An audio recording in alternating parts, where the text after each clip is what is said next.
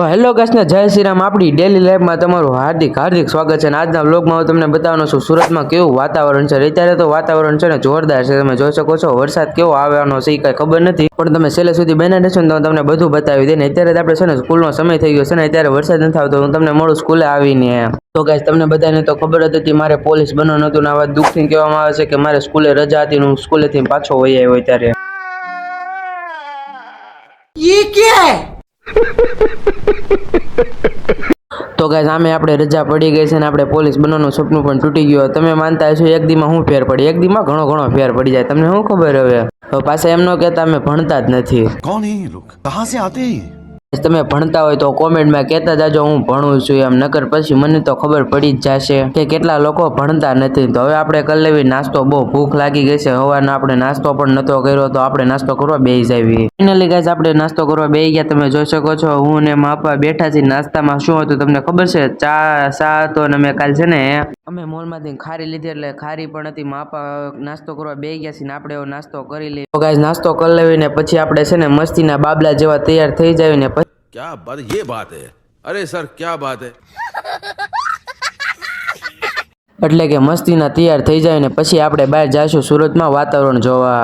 Finally guys આપણે ઘરેથી નીકળી ગયા છીએ। આમ જો બહાર વાતાવરણ બહુ સારું છે, ઠંડુ વાતાવરણ છે એટલે આ મજા આવે છે આપણાને અહીંયા।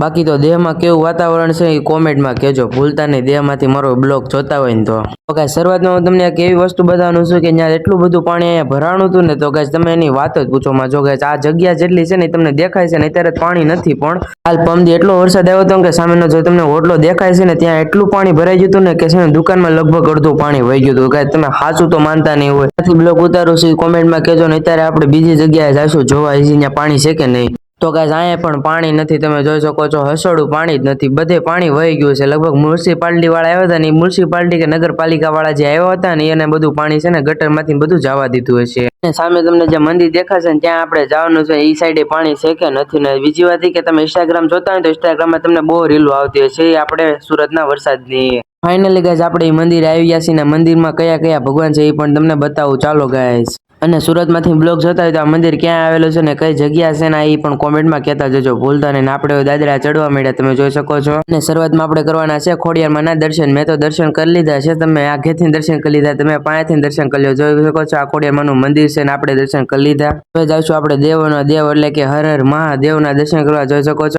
આપણે પણ દર્શન કરી લીધા અને તમે પણ દર્શન કરી લીધા છે। તો હવે હું તમને પ્રોમિસ કરું છું કે આવતા વ્લોગમાં હવે તમને જે વરસાદ અહીંયા સુરતમાં આવશે ને એનું હું પ્રોમિસ કરું છું કે હું તમને છે ને એ વરસાદમાં હું વ્લોગ ઉતારીને તમને બધાને બતાવવાનો છું। તો ગાઈસ છે ને એ વ્લોગ તમારે જોવો હોય ને આપણી ચેનલને સબસ્ક્રાઇબ કરી નાખજો ભૂલતા નહીં પાછા।